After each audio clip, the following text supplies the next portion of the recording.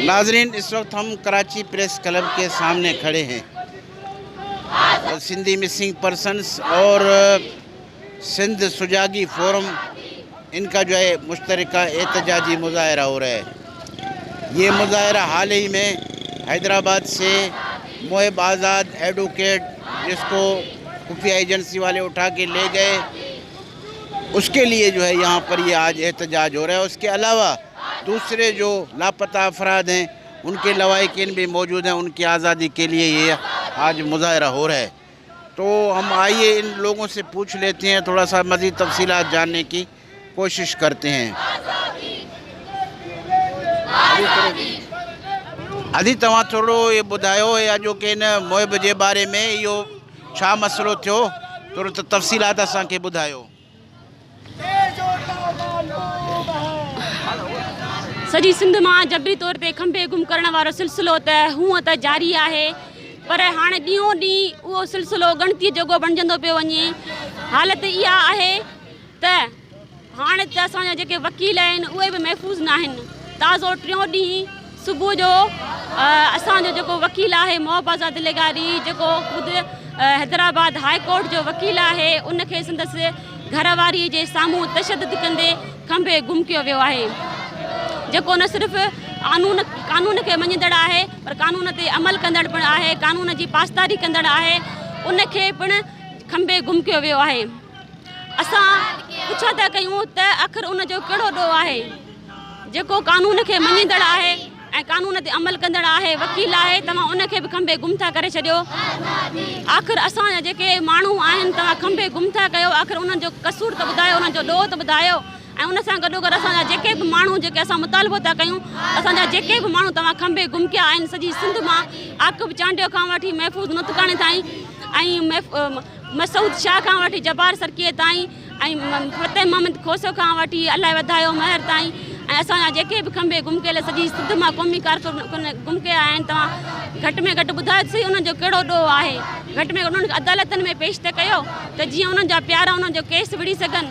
तव्हां इंडिया जो जेको एजेंट आहे कुलभूषण यादव, उनखे त काउंसिल रसाई ॾियो था, उनखे त वकील करण जी इजाज़त ॾियो था, पर असांजा जेके माण्हू आहिनि जेके सिंध जे हक़नि जी ॻाल्हि था कनि, उन्हनि खे तव्हां ईअं ॾींहं ॾिठे जो ऐं राति जी उंदाहिनि में खंबे गुम था करे छॾियो। ऐं जेके कानून ते अमल कंदड़ आहिनि, कानून जी पासदारी कंदड़ आहिनि, त हाणे त तव्हां उहे बि महफ़ूज़ न आहिनि, तव्हां उन्हनि खे बि खंबे गुम था करे छॾियो। अॼु टियों ॾींहुं आहे, का ख़बर न आहे त हू किथे आहे, कहिड़े हाल में, उन्हनि जा घर वारा परेशान आहिनि, मूंसां गॾु सॼी उन्हनि जी फैमिलीज़ आहिनि। तव्हां उन्हनि सॼी फैमिलीज़ खे न बल्कि उन्हनि पूरे ॻोठ खे तव्हां बाग़ी पिया बणायो। तव्हां हाणे सॼी सिंध जे अंदरि जेका बग़ावत फैली आहे, उहा हाणे एसिताईं ताईं सिर्फ़ु घरनि ताईं महदूद न रहंदी, पर पूरी सिंध जी जेका बग़ावत आहे उहा आस्ते आस्ते उहा तव्हांजे लाइ ख़तरनाक साबित थी सघे थी। उन करे असांजो मुतालबो आहे त असांजा जेके माण्हू तव्हां खंबे गुम कया आहिनि, उन्हनि खे फौरी तौरु आज़ादु कयो वञे, या घटि में घटि उन्हनि खे अदालतुनि में पेश कयो वञे, जीअं उन्हनि जा प्यारा उन्हनि खे ॾिसी सघनि, उन्हनि जो केस विड़ी सघनि। तव्हां जीअं ख़ुदि आइन में मौजूदु आहे त केॾो बि वॾो दहशतगर्द जी उन्हनि खे 24 कलाकनि जे अंदरि कोर्टनि में पेश करिणो आहे, पर हिते त सालनि जा साल असांजा माण्हू तव्हां खंबे गुम था करे छॾियो। ख़बर ई नथी पए त हू किथे आहिनि, कहिड़े हाल में आहिनि। उन्हनि जूं अमड़ियूं भेनरूं माइरूं उहे प्रेस क्लबनि ते दरबदर आहिनि, रड़ियूं कूकूं दाहूं करे करे थकिजी चुकियूं आहिनि। एॾो ज़ुल्म जबर ॾाढ छो, आख़िर असां सिंधियुनि सां एॾो नाहक छो। असां अपील था कयूं UN इंसानी हक़नि जूं जेके तंज़ीमूं आहिनि, असां उन्हनि खे अपील था कयूं त बराए महिरबानी हिन पाकिस्तानी रियासत ते दॿाउ विधो वञे त जीअं असांजा जेके खंबे गुम कयल प्यारा आहिनि उन्हनि खे फौरी तौरु आज़ादु कयो वञे, ऐं अगरि उन्हनि जो को बि ॾोह आहे त उन्हनि खे अदालत में पेश कयो वञे। महिरबानी। मां मोहिब आज़ाद जी घरवारी आहियां। मुंहिंजो मुड़ुसु हिकु बाशहूर ऐं हिकु वकील आहे, हाई कोर्ट जो वकील आहे। उनखे कहिड़े ॾोह में तव्हां खंबी गुम कयो आहे, तव्हां छो उनखे खंबी गुम कयो? अगरि उहो ॾोही आहे त उनजो को कसूर आहे, तव्हां असांखे ॿुधायो, तव्हां उनखे कोर्ट में पेश कयो। हू त ग़रीब माण्हुनि जे हक़नि में विढ़ंदड़ हिकु वकील आहे, ऐं जेके खुंबी गुम कयल कारकुन आहिनि उन्हनि जे हक़नि में विढ़ंदड़ हिकु माण्हू आहे। हू दहशतगर्द न आहे, उनखे आज़ादु कयो वञे। जेके बि तव्हां सिंध मां खंबी गुम कया आहिनि माण्हू, उहे सभई आज़ादु कयो। उन्हनि जे करे मोहिब आज़ाद खे बि आज़ादु कयो। असांखे इहा ई आहे त असांजो जेको मोहिब लेगारी, मुंहिंजो बच्चो ग़रीब आहे, हिकिड़ो वकील आहे, कानूनदान आहे, असांखे जेको कानून ॿुधाइण वारनि खे बि तव्हां जेको गुम करे था छॾियो त असां कंहिंजो दर खड़काईंदासीं वञी। असांजी इहा अपील आहे त असां सां ज़ुल्म बंदि कयो ऐं असांजो जेको कसूर आहे छोकिरे जो तव्हां मोब खे उहो कोर्ट में पेश कयो, कंहिं थाणे ते पेश कयो जिते असां ॾिसी ऐं उनजो केस बि लड़ी सघूं, ख़बर बि असांखे पए त उन छा कयो आहे। मुंहिंजो पुटु वकील आहे, छो ॿियनि खे नथो कयो वञे अॻवा, को नथो गुम थिए, वकील था गुम थियनि, ग़रीबनि जा बचा गुम था थियनि, जिन्हनि जी माऊं पीउ कमज़ोर आहिनि, जिन्हनि जो वाहिद हिकु वारिस आहे उहो खंपियो वियो आहे। छो जिथे आहिनि जिते तइलीमनि जूं जायूं आहिनि उते ॿारनि नंढड़नि जी जेको इज़तूं लुटियूं थियूं वञनि, छो हुननि खे बि नथो को अॻवा करे। छो जेके वकील आहिनि जेके कानून ॾसनि था, माण्हुनि जे हक़ में लड़नि था, तव्हां हुननि खे अॻवा करे खंभे था वञो, हुननि जो असांखे पतो ई नथो लॻे हुननि जो कसूर छा आहे। असांखे इहो ॿुधाए सरकार त हुननि जो छा कसूर आहे। जिथे लॼा लुटाए उते बि कुझु कोन थो थिए, हुननि सां ठहरायो थियो वञे। जिथे असां तइलीम पिराइण लाइ बचा छॾियूं था असांजा उते महफ़ूज़ न आहिनि, उते बि हक़ जी ॻाल्हि न आहे। असांजे बचनि सां एॾो ज़ुल्म आहे छो आहे? इहो असांजी अपील आहे। असां महिरबानी करे तव्हां खां ॿाहूं ॿधे इहो अर्ज़ु था कयूं, असां ग़रीब असांखे ॻाल्हाइण ई नथो अचे, असांजो बच्चो आज़ादु कयो, मोबलिगारी खे आज़ादु कयो। असांजो वकील आहे, असांजे 3 घरनि जो सरबराह आहे, सभु उन घर में हथ में यतीम आहिनि, हुनजो को बि वॾो कान, असांजो वाहिद हिकिड़ो ई इहो ई आहे।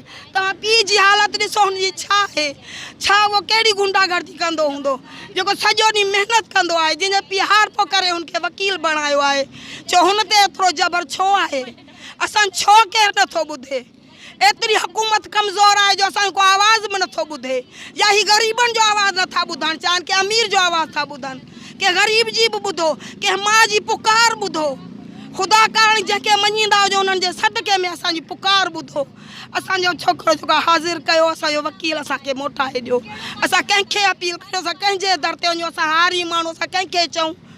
असांजी इहा अपील आहे असांजी सरकार खे, असांजी इहा ॿुधे ऐं उन्हनि खे गिरफ़्तार करे जेके असांजा तइलीमी इदारनि में ग़ैर महफ़ूज़ नंढड़ा ॿार आहिनि, तव्हां उन्हनि खे बि करियो। उन्हनि ते का बि ॻाल्हि कान्हे। असांजा जेके ई शागिर्द आहिनि, जेके असांजा वकील आहिनि, उहे छो था अॻवा थियनि? हुननि जो कसूर ॿुधायो, हुननि जी का ॻाल्हि ॿुधायो, हुननि जी का कोर्ट में का अहिड़ी ख़राबु ॻाल्हि हुजे असांखे उहो ॿुधायो, बाबा ही मजबूरी, असां इन मजबूरी खां कयो आहे। असांजी उहा ॻाल्हि ॿुधाइनि, असांजे छोकिरे जो कसूर ॿुधाइनि, असांजे मोब आज़ाद खे आज़ादु कनि। मुंहिंजो घर वारो गुज़ारे वियो, उन खां पोइ मोबलिगारी मुंहिंजे बच्चनि जो ईअं सम्झ बाबो हो, यतीमनि जो पीउ हो, उनखे बि खंभे विया आहिनि। हाणे मुंहिंजा बच्चा सभु यतीम आहिनि, उन्हनि जो केरु आहिनि, सभु नंढड़ा नंढड़ा आहिनि। उन्हनि चयो असां मां हली छा चऊं, ऐं हुनजी चाची पई ॻाल्हायां, यतीमनि जो पीउ हो, ईअं सम्झ असांजो हिकिड़ो ई हो, उहो ई कढी वियो। अदा जेके हिते आयल हो ॿाहिरि भेनरूं सभिनी खे अस्सलाम वालेकुम। तव्हां शिरकत कई आहे असांजे प्रोग्राम में, हिन में असांजे प्रेस ते तव्हांजी वॾी वॾी महिरबानियूं। जेतिरो तव्हां खां पुॼी सघे सदर पाकिस्तान खे, पाकिस्तान जे सदर खे, या सुप्रीम कोर्ट जे स्पीकर जज खे ऐं इमरान ख़ान खे, असांजो सिंध जो जेको आहे वज़ीर आला असांजे मुराद शाह खे, असां चेयरमैन बिलावल खे ऐं IG सिंध खे असीं अपील था कयूं त असां सिंध धरतीअ जा वारस आहियूं। पहिरीं असांजी क़दीमी सिंध आहे, पाकिस्तान पोइ ठहियो आहे। पाकिस्तान खे जनम सिंध ॾिनो आहे, सिंध पहिरीं आहे, पाकिस्तान पोइ थियो। तंहिंजे करे असीं सिंध धरतीअ जा वारस आहियूं। असीं आयल कोन आहियूं, असीं लुटेरा कोन आहियूं, असीं दहशतगर्द कोन आहियूं, असीं धाड़े वारा कोन आहियूं। असांजी सिंध असांजी सॼी पहिरीं त सूरनि में आहे। असां आयल जेके चवंदा आहिनि आई टांडे ते थी वेठी आहे बोरचाणी, ही आयल माण्हू अची असां वटि बोरच थी वेही रहिया आहिनि। हाणे असांखे वणनि त ज़हर ॾेई खाराइनि, वणनि त को असांखे सुठो खाराइनि। हाणे बोरचिन जे हथ में असांजो थी वियो आहे, ज़िंदगी बि असांजी हुन जे हथ में थी वई आहे, असांजी रोज़ी बि हुन जे हथ में थी वई आहे। सिंध बि असांजी, धरती बि असांजी, असांजो साहु बि हुन जे कब्ज़े में थी वियो आहे। जेके असीं पिनी सिनी पोरिया करे मारू माण्हू गुॾूं कयूं, फुटियूं चूंडियूं, असीं पंहिंजा बच्चा पढ़ाए जवान कयूं। पहिरीं चवंदी आहे हुकूमत त कलम कागज़ बच्चनि खे हथ में ॾियो। असांजो कलम कागज़ ॾिसी सिंधुनि जो हिननि खे छो थी जलन थिए। पंहिंजा भंगी बि पंहिंजा था बीहारनि लुटेरनि खे, झाड़ू पोचे वारा बोए था बिहार ने असांजा हारी नारी जनी काठियूं खपाइनि त खाइण से बेला बि ख़तमु करे छॾियूं। असांजा जेके पोरिया कनि मज़ूरतनि जी मज़ूरी बि शहरनि मां ख़तमु करे छॾियूं। कोरोना जे बहाने सिंध खे लुटे छॾियूं। उन पढ़ायूं बि ज़ियान थी वियूं, उनजी रोज़ियूं बि ज़ियान थी वियूं, उनजा फसल बि ज़ुआन थी विया जिन खे पाणी असांजे सिंध खे कोन्हे। असांजी सिंध जी जेके बनियूं विकामी प्लाटिंग बि थिए लुटेरा पिया वठनि। पहिरीं अचे उन्हनि कागर मेड़िया, हाणे असां सिंधियुनि खे मेड़ाईंदा। आयल लुटेरा कागर मेड़े उन में बुजकिन महिल कहिड़ा कहिड़ा कारोबार करे। इहे असीं सिंधी साफ़ माण्हू ऐं पुरसकून माण्हू, असीं महबत वारा माण्हू, असीं मारू माण्हू, असीं मींहं में बि ख़ुशि त उस में बि ख़ुशि त झुड़ में बि ख़ुशि। ही लुटेरा एसीअ में सुम्हण वारा ऐं ही पाण बंगुलनि में वेहण वारा, तिन खे शर्म कोन्हे। संदनि ईअं माइरूं भेनरूं रोडनि ते निकिरनि त हुननि खे छा गुज़रंदी। इहे असांजा ई बचड़ा नंढड़ा जवान असीं पढ़ाए था जंहिंमहिल तयारु कयूं।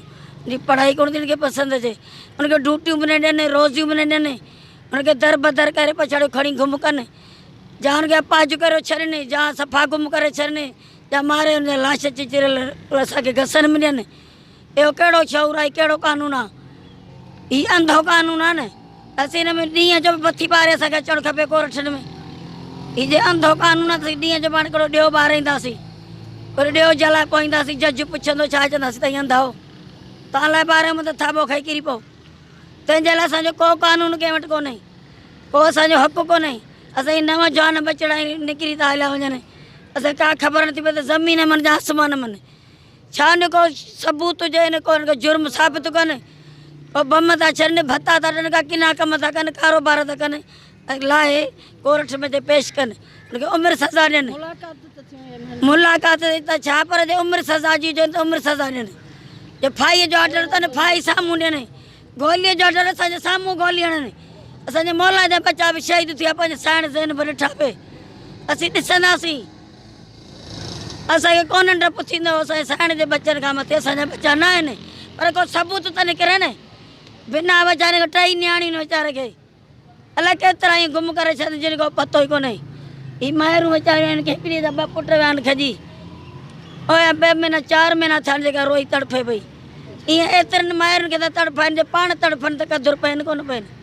तंहिंजे लाइ महिरबानी जिन खां पुॼे असांजा बचा आज़ादु कराइनि, जेतिरो जल्दी पुॼे न आज़ादु कनि। नियाणियुनि जो पीउ आहे, हू पंहिंजे इन्हनि पार्टी हक़ थो लिखे, ॿियो त को ॾोहो कोन्हेसि। जीअं आउं पई अॼु ॻाल्हायां, जीअं आउं पई ॻाल्हायां, तीअं हू बि हक़ सच जी हिकिड़ी लिखत कंदो आहे। पर गुम थियल लाइ आवाज़ उथारींदो आहे, के बेॾोहनि लाइ आवाज़ उथारींदो आहे। हू रिश्वतखोर वकील कोन हो, हू आज़ादु वकील हो, पंहिंजे हर हिकु माण्हू जी आज़ादीअ लाइ चाहींदो आहे। तंहिंजे लाइ जेका महिरबानी जेतिरी पुॼे त असांजी इहा मदद करे, उनखे अपीलूं करे, उनखे TCS करे मोकिले त तव्हांजी वॾी वॾी महिरबानी थींदी। बाक़ी लफ़्ज़ जेके हूंदासीं पोइ चइबो। घरेलू औरतूं आहियूं, असां कॾहिं बि प्रेस क्लब में कोन आयासीं, न को असांखे कोर्टनि जी ख़बर हुई। असीं मज़दूर औरतूं आहियूं, असां घरनि में रहण वारियूं औरतूं आहियूं। अॼु असांखे हिन रियासत, हिन हुकूमत असांखे एॾो मजबूर कयो आहे जो असीं रोडनि ते अची विया आहियूं। असांजे बच्चनि खे गुम पिया कनि। मूं बि जो कहिड़ो क़सूरु आहे, मूं बि न्याणियुनि जो पीउ आहे, हिकिड़ो आहे माइटनि जो, हिकिड़ो कमाइण वारो आहे, बाशऊर वकील आहे, को दहशतगर्द न आहे जेके इन्हनि गुम करे छॾियो आहे। मूं बि खे महिरबानी करे जल्द जल्द आज़ादु कयो वञे, न त असांजा इहा धरणा जारी रहंदा। असां रोडनि ते वेठा हूंदासीं जेसि ताईं मूं बि आज़ादु न थींदो। असांजो क़सूरु ॿुधाइनि। पहिरीं सिंधियुनि खे चवंदो हुआ त सिंधी धाड़ेल आहिनि, चोर आहिनि, चोर करे मारींदा हुआ। जॾहिं असां पढ़ाए लिखाए बाशऊर करे कंहिं मंज़िल ते सिंधियुनि खे आंदो आहे, त हाणे उन्हनि पढ़ियल लिखियलनि खे वकीलनि खे बि पकड़े गुम करे खंभियो पिया वञनि।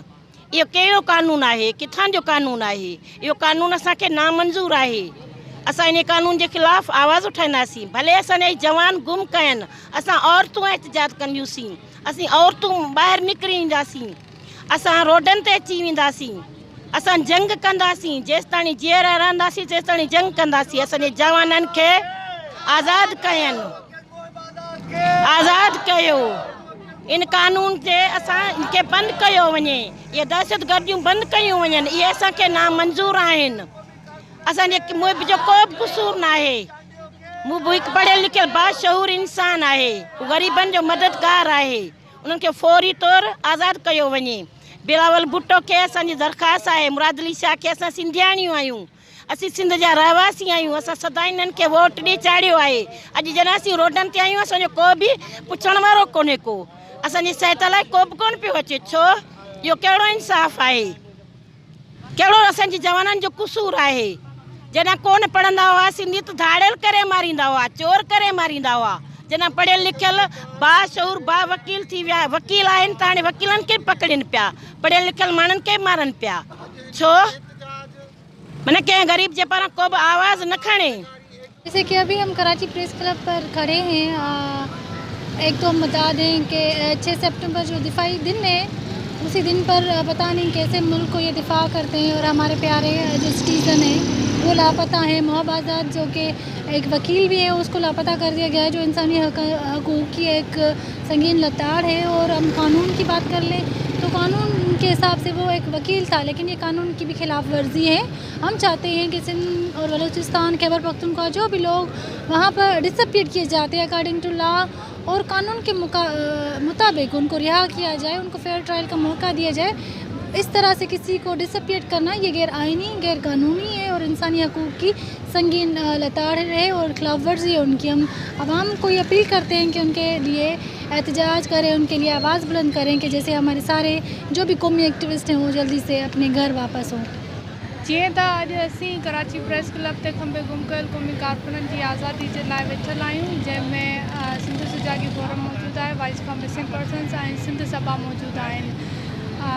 मुसलसिल जेका जिबरी गुमशुदगी जो मसइलो आहे उहो अणफुट थी वियो आहे ऐं हीउ सिलसिलो ख़तमु न पियो थिए। ताज़ो कल्ह वकील एडवोकेट मुहिब आज़ाद लगारी जंहिंखे हैदराबाद मां खंबे गुम कयो वियो आहे ऐं इहा ख़बर हुजे सभिनी खे त मुहिब आज़ाद हिकु वकील आहे ऐं मिसिंग पर्सन्स जा हू केस पियो खणे ऐं मिसिंग पर्सन्स जे लाइ सरापा एहतजाज रहियो आहे।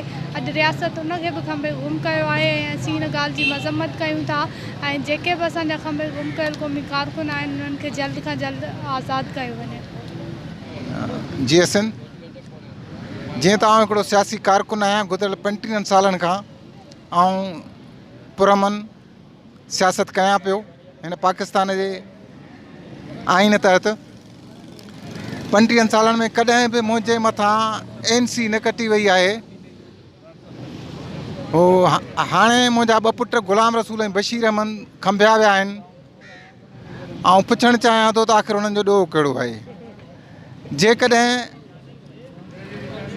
हुननि जो को ॾोह आहे, हुननि जे मथां को इल्ज़ाम आहे त पाकिस्तान जूं अदालतूं आहिनि, उन्हनि वटि वकील बि आहिनि, उहे अदालतुनि में पेश करे उन्हनि खे सज़ाऊं ॾियनि, ॿी सूरत में हुननि खे छॾियो वञे। ऐं सदर पाकिस्तान, वज़ीर आज़म, chief justice of supreme court, army chief समेत इंसानी हक़ुनि जे तंज़ीमुनि खे अपील कयां थो त मुंहिंजे बचड़नि जी ग़ुलाम रसूल ऐं बशीर अहमद जे बाज़ियाबी लाइ कोशिशूं कनि ऐं मूंखे बाज़ियाब कराए ॾियनि, छो त उन्हनि जी अमड़, उन्हनि जूं भेनरूं, उन्हनि जा भार सभु परेशान हाल आहिनि। मुंहिंजो इहो ई रियासत खां मुतालबो आहे त मुंहिंजे बचनि खे आज़ादु कयो। जीअं त आउं मक़बूल इस्माइल, मुंहिंजे भाउ महफ़ूज़ खे 76 ॾींहं थी विया आहिनि, जंहिंखे ॻोल्हा मां राति जो 3 बजे दारे खंबे गुम कयो वियो। ऐं सिर्फ़ु इहो मुतालबो करणु थो चाहियां त जेकॾहिं हितां जी आलिया अदलिया खां, छो त असां CM सिंध या वज़ीर आज़म पाकिस्तान खां मुतालबो नथा करियूं, छो त उन्हनि जी ख़ामोशी हिकिड़ो वॾो सवाल आहे, निशान आहे। इन करे असां आलिया अदलिया वारनि खे चऊं था त तव्हां उहे इदारा आहियो जेके कानून जे तहत हर शइ खे ॾिसो था। जीअं त हींअर ताज़ो ई तव्हां नोटिस कढो था त इंडिया मां हिकिड़ो वकील अची कुलभूषण यादव उन जो केस विढ़े, त असां सिर्फ़ु इहो मुतालबो करियूं था त असांजे प्यारनि जो आख़िर अहिड़ो कहिड़ो गुनाह आहे जेके उहे हिकिड़े राज एजेंट खां बि वॾा गुनाहगार आहिनि या उन्हनि खे जो तव्हां मिसिंग करे था छॾियो ऐं किन खे 3 साल था थी वञनि, किन खे 10 साल थी चुका आहिनि जेके अञा ताईं मिसिंग आहिनि। जेकॾहिं तव्हांजो जेको रवैयो कुलभूषण यादव सां आहे उन लाइ तव्हां इंडिया मां वकील घुराए उन जी वकालत करे उन जो हिकिड़ो प्रॉपर ट्रायल था हरायो त असांजे प्यारनि जो आख़िर कहिड़ो ॾोह आहे जो हुननि खे न तव्हां पंहिंजी इन्हनि अदालतनि में था खणी अचो। असांखे उहो यकीन आहे त असांजे प्यारनि जो को ॾोह न आहे, छो त तव्हांजो इहे अदालतनि आहिनि जिते तव्हां इहे उन्हनि खे खणी अचो, इन करे तव्हां उन्हनि खे उन्हनि अदालतनि में नथा पेश करियो। असां इहो मुतालबो था करियूं त इहो जेके जिबरी गुमशुदगियूं आहिनि इन्हनि जो सिलसिलो बंदि कयो वञे। जीअं त ताज़ो ई एडवोकेट मोहिब आज़ाद खे खंबियो वियो आहे। मोहिब आज़ाद जेको मिसिंग पर्सन्स जो आवाज़ बणिजियो हो, जेको ज़्यादातर कराची हैदराबाद प्रेस क्लब जे मिसिंग पर्सन्स एहतजाजनि में शरीक थींदो। असां मुतालबो करियूं था मोहिब आज़ाद, मुंहिंजे भाउ महफ़ूज़ नोतकानी, बशीर शहर, गुलाम रसूल शहर, सोहेल मीरानी समेत जेके बि असांजा कारकुन क़ौमी सियासी कारकुन जेके गुम आहिनि उन्हनि खे जल्द खां जल्द आज़ादु कयो वञे। महिरबानी। असां त हाणे सोचणु छॾे ॾिनो आहे। असां चऊं था जे असांखे को लठ को बाठो मिले त असां निकिरी पऊं। ज़ुल्म जी इंतिहा आहे। गभरू जवान खंभिया वञनि था अमड़ियुनि भेनरुनि माउरुनि जे आॾो, आम माण्हू खंभिया वञनि था। बर्बरियत जहालत जी हद आहे। वकील बि खंभिजी वञनि। वकील जेके हिननि कोर्टुनि जी सूंहं आहिनि उन्हनि जा दरवाज़ा आहिनि, उन कोर्टुनि जी इज़त उन्हनि जी मान मर्यादा आहिनि। जे अवां निकाब पोश वर्दी वारा, तव्हां हथियार बंद, तव्हां बंदूक परदार वकीलनि सुभाणे जजनि खे बि खणंदो। तव्हांखे जेका इहा आदत पई आहे खणण जी, इहा इंसानी आदत न आहे, इहा कारे ॿिले जी आदत आहे, इहा वहशी बगड़ कंहिं दरिंदे जी आदत आहे। असां हर भेरे इहो साॻियो सुवाल कयूं था, जे सिंधी नौजवान उहे शागिर्द हुजनि, वकील हुजनि, पोरियत हुजनि, हारी हुजनि, आम क़ौमी कारकुन हुजनि, जे उहे हिन मुल्क जे ख़िलाफ़ को कमु करे रहिया आहिनि, जेको कमु अव्हां जे आइन कानून जे रोशनीअ में ॾोह आहे, पोइ तव्हां उन्हनि खे राति जे ऊंदाहियुनि में छो था खंभियो? तव्हां सुबुह जो हिकिड़ो पुलिस वारो मोकिलियो, दरवाज़ो खड़काए, उन माण्हूअ खे अची वारंट ॾेखारियो, उन माण्हूअ खे खणी वञो, थाणे में विझो। ही कोर्टूं आहिनि। हाणे छा सॼो कमु फौज कंदी, सॼो कमु हथियार बंदि कंदा, सॼो कमु तव्हां तशद्दुद ज़रिए कंदो? किथां जी इहा फिलासफ़ी आहे? इहो हिननि खे कंहिं कुझु बि न आहे। असीं सम्झूं था त इहा हिननि जी मुहिबतनी, इहा हिननि जी कानून जी बालादस्ती लाइ कोशिशि न आहे। इहा सिंध जी जेका फुरलुट थी रही आहे उन जे ख़िलाफ़ जेके ही नौजवान आवाज़ ऊचो कनि था, उन्हनि समूरनि नौजवाननि जो जेके तव्हां हिन भित ते ॾिसो था टंगियल फ़ोटू ऐं ॿिया अणगणिया फ़ोटू, उन्हनि जो ॾोह सिर्फ़ु इहो आहे, उन्हनि सिंध कई आहे, सिंध खे पंहिंजी अमर चयो आहे, सिंध सां थींदड़ ज़ियादतुनि जे ख़िलाफ़ आवाज़ उथारियो आहे। हुननि सिंध जे वसीलनि जी फुरलुट ते रड़ियूं कयूं आहिनि, कूकूं कयूं आहिनि। बसि इहो ॾोह आहे। हाणे असां इहो था चऊं, तव्हां कंहिं बि बहाने सां असांजा बचा खणी वञो, तव्हां गुम कयो, ऐं जॾहिं तव्हां खां पुछाणा थिए तव्हां उनखे गद्दार जो लक़ब ॾेई छॾियो। छा जी गद्दारी आहे? कहिड़ी गद्दारी आहे? असां जे नाख़ुशि आहियूं त असांजो केस कोर्ट में हलणु घुरिजे। कोर्ट असांखां पुछे त असीं नाख़ुशि छो आहियूं, छो त हीउ मुल्क जेको असांजे वॾनि ठाहियो, असांजे सियासतदाननि ठाहियो, उहो हिकु मुआदे हेठि ठहियो। ही मुल्क को फितरी मुल्क कोन्हे। ही मुल्क 5 रियासतुनि गॾिजी करे पाण पंहिंजे रज़ा ख़ुशीअ सां हिकु मुआदे हेठि 40 जी करारदाद जे हेठि ही मुल्क जोड़ियो वियो। त ही मुल्क असीं 5 रियासतूं बंगाल, सिंध, बलोचिस्तान, सरहद ऐं पंजाब मुसलमान आहियूं, कलमा गो आहियूं। असां बलोचिस्तान हिन में कोन हुयो साईं? पोइ हाणे छो आहे? तव्हांजी म्यूनिसिपालिटी जेका आहे बाद में कब्ज़ो थियो कोइटा, हा उहो त मां सम्झां थो न। माना हिते सॼियूं शयूं जेके आहिनि उहे जबरन थी वियूं आहिनि। ऐं जिन माण्हुनि असां ऐं बंगाल, ॿिनि क़ौमुनि, ॿिनि रियासतुनि हिन मुल्क जे लाइ करारदाद पास कई, हिकिड़े भॼी जान छॾाई, 30 लख माण्हुनि जूं क़ुर्बानियूं ॾेई, ऐं असीं चीचलायूं था, चिल्लायूं था। असांजा 8 सालनि जा ॿार, असांजा 80 सालनि जा पोड़ा, असांजा नौजवान, असांजा बीमार कारकुन हू खंबे खयूं था वञनि। छो त हुननि खे लॻे थो असीं ग़ुलाम आहियूं, पर असीं ग़ुलाम न आहियूं, असीं आज़ादु आहियूं। ऐं असां पंहिंजी आज़ादी जे लाइ, असां पंहिंजी सुञाणप जे लाइ, असीं पंहिंजे वतन जे लाइ, पंहिंजे वसीलनि जे लाइ ज़िंदगी ऐं मौत जी आख़िरी जंग बि विढ़ंदासीं। हीअ असांजो मोहिब आज़ाद जंहिंजे लाइ अॼु हीअ सभु दोस्त ऐं असीं सभु गॾु थिया आहियूं ऐं असीं बीठा आहियूं। मोहिब आज़ाद जो ॾोह ॿुधायो, हिकु वकील जो ॾोह अदालत में नथो पेश कयो वञे। हिकु वकील जो ॾोह उन्हनि गुंडनि, उन्हनि नकाबपोशनि, उन्हनि दहशतगर्दनि जे तशदुद घरनि में, उन्हनि क़ैद जे कब्रुनि जहिड़े क़ैद खाननि में मसइलो हल न थींदो। हीअ अगरि सम्झनि था इन अहिड़ी रीति हू सिंध खे ख़ामोश कंदा त इहा उन्हनि जी भुल आहे, इहा उन्हनि जी जहालत आहे। उन्हनि खे जेको बि इहो सम्झाए थो त अहिड़ी रीति तव्हां सिंध खे ख़ामोश कंदव त उन्हनि खे सिंध जी तारीख़ पढ़णु घुरिजे। असां दुनिया जे समूरनि साम्राज्यनि असां ते हमला कया आहिनि। सिकंदर आज़म, अरब, ईरान, अफ़गानी, तातारी, सासानी, यूनानी, पोर्चुगीज़, जेके जेके पंहिंजनि ज़माननि जा साम्राज्य हुआ, असांखे अहिड़े तेड़े मुल्क जंग न जोटी हुई, छो त असीं पाण उतामड़ा कढूं न कंहिंजी कान। वॾो मुल्क हुयो सिंध में दुनिया जहान जा बाग़ी पंहिंजनि मुल्कनि जा इनकलाबी जॾहिं उन्हनि जो ज़िंदगी मौत जो मसइलो थींदो हो त उहे सिंध ईंदा हुआ, छो जो उन्हनि खे ख़बर हूंदी त सिंध अहिड़ो मुल्क आहे जिते असां वेंदासीं त उते असांजी जान जी न रुॻो हिफ़ाज़त हूंदी पर असांजे पारां उहे विड़ी बि पवंदा। ऐं ईअं ई थियो आहे त दुनिया जहान जा बाग़ी हिते जेको मुल्क बाग़ियुनि खे पनाहूं ॾिए थो उहो अहिड़ो को हीणो त न हूंदो, पर उहे समूरा साम्राज्य जिन वटि दुनिया जहान जो लुटियल खज़ानो हुयो, अरबनि वटि माले गनीमत हुयो, ईरान जो, यूनान जो, रोम जो ऐं ॿियनि मज़लूम महकूम मुल्कनि जो, उन सां उन्हनि विढ़ियो। पोइ बि असां उन्हनि खे 17 जंगनि ताईं कुरचल करे मोकिलियो आहे। हिकिड़ी जंग जेका उन्हनि पंहिंजे इस्लाम जे फ़लसफ़े जे ख़िलाफ़ु विड़ी। इस्लाम में आहे त मदद अलाह खां घुरबी, पर हुननि उहा मदद बुध मत खां घुरी, बुध खां घुरी। बुध जी मदद ते, बुध केरु हुयो? बुध असांजो हुयो, असांजो ई मज़हब हुयो, सिंध जो मज़हब हुयो, बुद्ध हिंदू मत। इहे मज़हबनि जी जंग में इस्लाम पंहिंजे इस्लामी फ़लसफ़े खे पुठी ॾेई ईमान खे कारो मोह करे पंहिंजे ईमान जो ऐं पंहिंजे फ़लसफ़े जो हुन असां सां जंग कढी ऐं असांजे मथां कोन्हे। पर अॼु न आहिनि अरब।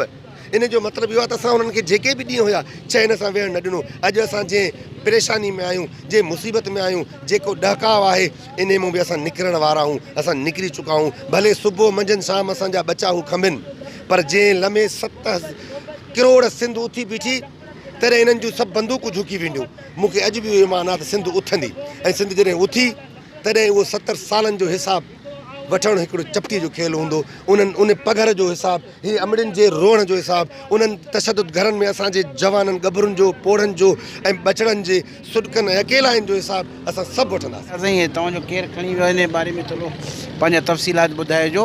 तव्हांजो केरु लापता थियो आहे ऐं छा मसइलो आहे, इन खे छो कयूं, का ख़बर का चार, थोरो पंहिंजा तव्हां इहो ख़्यालात ॿुधायो। हीउ मुंहिंजो मासात आहे आकिब चांडियो, जंहिंखे हींअर ॿियो चकर 3 महीना अवल खंबे गुम कयो वियो आहे, जेको पहिरियों साल 15 महीना एजेंसियुनि जे टार्चर हेठि रहियो, जंहिंखे असीं कराची जना हॉस्पिटल इलाज लाइ आंदो हुओसीं। जॾहिं असीं कराची में पहुतासीं, न किथे असीं जोर में राइश पज़ीर हुआसीं, उते असांजे घरनि ते चोर दीवारी जो तक़दुस पेमाल करे, असांजे घरनि ते चढ़ाई करे असांजे हिन नौजवान खे खंबे गुम कयो। एतिरे क़दुरु जो असांजे नियाणियुनि जूं पोतियूं फाड़े उन पोतियुनि सां असांजे नौजवाननि जा बूथ ॿधी उन्हनि खे तशदुद करे खंबे गुम थो कयो वञे। ऐं असीं इहो वाज़ियो तौर ॿुधायूं था त सिंध ते पहिरियों बि 50,000 चकर हमला थिया आहिनि। हीउ जेको असांजे घरनि जी चौदीवारियूं तक़दुस पेमाल कयो था, हीउ बि असीं तव्हांजे तरफ़ां हमिलो था सम्झूं ऐं इन हमले जो बि असीं जवाबु ॻाए वॼाए ॾींदासीं। ऐं असांजो इहो मुतालबो आहे, अगरि उन्हनि ते को केस आहे, अगरि कंहिं बि क़ौमी कारकुन ते, चाहे उहो कहिड़े बि मकतब फ़िक्र सां वास्तो हुजे, अगरि सिंध जे कंहिं बि सियासी वर्कर क़ौमी कारकुन ते को केस आहे त तव्हां जूं कोर्टूं, तव्हांजा आइन, त पोइ तव्हां इहे कोर्टूं आइन छाजे लाइ ठाहिया आहिनि, तव्हीं उते पेश कयो, जेका सज़ा आहे उहा असीं मंज़ूरु कंदासीं। बाक़ी खंबे गुम करणु, तशद्दुद लाश ॾियणु, इहो किथां जो कानून आहे, इहो किथां जो अमल आहे। जी सर, काफ़ी टाइम खां वठी सॼी सिंध ऐं बलोचिस्तान जे अंदरि सिंधी नौजवाननि खे, सिंधी महकूम जेके पंहिंजे वसीलनि ॾिसंदड़ फुलुट जे ख़िलाफ़ु ॻाल्हाइनि था, जेके थर में ईंदड़ धारियुनि जे ख़िलाफ़ु ॻाल्हाइनि था, जेके कानून झर ते थींदड़ कब्ज़े जे ख़िलाफ़ु ॻाल्हाइनि था, जेके सिंधु दरिया ते अॾजंदड़ डेमनि जे ख़िलाफ़ु ॻाल्हाइनि था, जेके कराची यूनिवर्सिटी अंदरि KSP पॉलिसी लागू कई थी वञे उन जे ख़िलाफ़ु ॻाल्हाइनि था, या असांजी मेडिकल यूनिवर्सिटी अंदरि जेके असांजूं सीटूं खाजी थी वञनि उन जे ख़िलाफ़ु ॻाल्हाइनि था, या सिंध पब्लिक कमीशन सर्विस जे जेको आहे सो थींदड़ इम्तिहाननि में जेको आहे बोगस उम्मीदवार विहारे असांजी जेको असांजी सीटूं खणी असांजो क़तलेआम पियो थो वञे उनजे ख़िलाफ़ु ॻाल्हाइनि था, या कराची जे अंदरि धारियुनि जी थींदड़ दादागिरीअ जे ख़िलाफ़ु ॻाल्हाइनि था त उनखे खंबे गुम थो कयो वञे। ऐं सभ खां बदतरीन ॻाल्हि त इहा आहे त न बल्कि क़ौमी कारकुन न बल्कि उस्ताद न बल्कि शागिर्द न बल्कि प्रोफेसर पर कानून जा रखवाला जेके हिननि जे कोर्टुनि जा जेको आहे पायो थींदा आहिनि उन्हनि खे असांजे दोस्त मोहब आज़ाद खे खंबे गुम कयो वियो आहे। हे मैसेज छा था ॾियणु चाहिनि? हीउ मैसेज असांखे इहो था ॾियणु चाहिनि त हिननि खे सिर्फ़ु सिंध ऐं बलोचिस्तान जी सरज़मीन खपे, पर सिंध ऐं बलोचिस्तान मां निकिरंदड़ कुदरती तौर ते जेके वसीला हुजनि, दरिया हुजनि, समुंड हुजनि, ॿेट हुजनि, या असांजो जेको आहे जबल हुजे, या असांजो जेको आहे सो इन कोयले जूं खाणियूं हुजनि, या तेल जूं खाणियूं हुजनि, या गैस जूं खाणियूं हुजनि, उन्हनि ते कब्ज़ो ॼमाए उतां उनखे तेल खपे थो, पर सिंधी ऐं बलोच क़ौम उन्हनि खे नथी खपे। उनजे करे असां सिंध ऐं बलोचिस्तान जी बाशऊर ऐं बाहिम्मत क़ौम खे चवंदासीं त सुजाग छो त असांजे लाइ न कोर्टूं आवाज़ उथारीनि थियूं, न असांजे लाइ थाणा आवाज़ उथारीनि था, छो थाणा बि उन्हनि यज़ीदी पैदावार जा आहिनि, उन्हनि दहशतगर्दनि जा आहिनि जेके नकाबपोश असांखे खणी खंबे गुम था कया वञनि। असांजे समूरनि मसइलनि जो हल सिर्फ़ु हिक ई शइ में आहे, एतिजाज। जॾहिं सॼी सिंध जी 7 करोड़ अवाम ऐं बलोच क़ौम उथी पई त पोइ हिन जूं छावड़ियूं हुजनि या हिननि जा जेल थाणा हुजनि, हिक ई आवाज़ सां हिन ई हिक ई हकड़ सां किरी पवंदा। ऐं असांजा जेके बि खंबे गुम थियल क़ौमी कारकुन आहिनि उन्हनि ते का बि चार्ज कान्हे का। ऐं पहिरियां बि चवंदो उन्हनि जो को बि ॾोह कोन्हे को, उन्हनि जो इहो ई ॾोह आहे सिर्फ़ु धरतीअ सां मोहबत, सिर्फ़ु धरतीअ सां प्यार, सिर्फ़ु धरतीअ सां हक़ीक़ी मोहबत। उनजे करे असां चऊं था त सिंध जे क़ौमी कारकुननि, सिंध जे शऊर ऐं बलोचिस्तान जे माण्हुनि खे आज़ादु कयो वञे, न त तव्हां ख़ुदि पाण हिन मुल्क खे टोड़े रहिया हो, न त तव्हां ख़ुदि पाण हिन मुल्क खे टोड़े रहिया हो, छो त आइन जूं ख़िलाफ़ वर्जियूं, आइन जी धुतियूं तव्हां था उॾायो। असां अॼु बि आइन ते अमल कंदे कराची प्रेस क्लब जे साम्हूं हे पंहिंजा बैनर खणी पंहिंजे माण्हुनि जा अॼु एहतिजाज कयूं था। असां त अॼु बि आइन जा रखवाला आहियूं। बाक़ी जेको आहे उर्दू में हिकिड़ो शेर आहे त इनकार वतन मुस्लिम और मोहब वतन काफ़र, कैसे न कहूँ तेरी फतवा का मतन काफ़र, खुदकश भी जहादी है दहशत भी तेरी नेकी, हर जंग तेरी मुस्लिम और मेरा अमन काफ़र। जेकॾहिं असांजो अमन हिननि खे काफ़र लॻे थो त इहो अमन असां बार बार इहा ॻाल्हि कंदा रहंदासीं, सिंध ऐं बलूचिस्तान जे हक़नि जी ॻाल्हि कंदा रहंदासीं। असां चऊं था जेके माण्हू खंबे गुम थिया आहिनि उनखे फुलफोर आज़ादु कयो वञे। मोहिब आज़ाद। छा कजे के छॾ बुखारी उथूं थूं, छा कजे के छॾ बुखारी उथूं थूं, कर तिखी तकड़ी तयारी उथूं थूं, समुंड थियूं सैलाब थियूं बरसाति थियूं, ज़ुल्म आहे भूं ॿार उथूं थूं। मोहिब आज़ाद हिकु कानूनदान ऐं सियासी कारकुन आहे, पुरअमन सियासी कारकुन आहे, पुरअमन सियासी कारकुन आहे जंहिंखे 4 ॾींहं असांजे ॻोठ खां थोरे अॻियां साहिब खान चांडियो खां कोर्ट वेंदे वञणु वक़्तु 9:40 ते हिकु वीगो में ऐं करोला कार में अणॼाण माण्हुनि रियासती इदारनि उनखे जी खंबे गुम कयो आहे, जंहिंजे लाइ असीं अॼु बि कानून जी वेड़ वेहण जे लाइ हिते आया आहियूं ऐं कानूनी शरह इस्तेमालु करे हिते पहुता आहियूं त मोहिब आज़ाद खे जल्द खां जल्द आज़ादु कयो वञे। मोहिब आज़ाद हमेशह कानून जी जंग विड़ियो आहे ऐं हिकिड़ो बहितरीनु वकील आहे, हाई कोर्ट जो वकील आहे, जंहिं पंहिंजे सिंध जे हक़नि जी ॻाल्हि कई आहे, पंहिंजे भाइरनि जी ॻाल्हि कई आहे, जेके अॼु ताईं गुमन लापता आहिनि उन्हनि खे उन्हनि सां गॾु वेही उन्हनि खे आज़ादु कराइण जी ॻाल्हि कई आहे। अॼु बि मोहिब आज़ाद ऐं उनजा पंहिंजा मोहिब जे लाइ हिते ई आहिनि त मोहिब खे आज़ादु कयो वञे। हीअ जेके अॼु असांजा भाउर भेणियूं वेठा आहिनि ऐं उन्हनि खे लापता कयो वेठा आहिनि, हिननि जी इहा ग़लती आहे त असां हिननि खां ख़ामोश थी करे डिॼी वेंदासीं, पर असीं डिॼंदासीं कोन ऐं ईअं ई पंहिंजे हक़नि जे लाइ आवाज़ु उथाईंदासीं ऐं वणंदासीं। मोहिब आज़ाद खे फौरी तौरु आज़ादु कयो वञे ऐं असां रेज़ोल्यूशन बि पास कराए चुका आहियूं हाई कोर्ट खां, हैदराबाद हाई कोर्ट खां, कराची हाई कोर्ट खां, तो जल्द का जल्द मोहिब आज़ाद के आज़ाद कराया वञे। वो एक कानूनदान ही पुरअमन सियासी कारकुन है। मेहरबानी। नाज़रीन, अभी हमने आपको ये मिसिंग पर्सनस के जो लवाहिकीन हैं जो उनकी तरफ से एहतजाज कर रहे हैं उनके कमेंट्स हमने आपको सुनाए। ये इनका कहना ये है कि भाई हमारे प्यारों का पहले तो कोई कसूर, कोई गलती, कोई उनके ऊपर चार्ज नहीं है। अगर फिर भी अगर वो कसूरवार हैं, कोई उन्होंने जुर्म किया है तो उनको कोर्टों में पेश करें, कोर्टों से उनको सज़ा दें, हमें कोई एतराज़ नहीं है। लेकिन ये इस तरह किसी को गायब करना, ये न मुल्की कानून इजाज़त देता है, न इस्लामी शरई कानून इजाज़त देता है, न ही बैनुल अक़वामी इसके कानून की इजाज़त देता है। अकबर गबोल, कैमरामैन आरिफ गबोल के साथ, कराची प्रेस क्लब।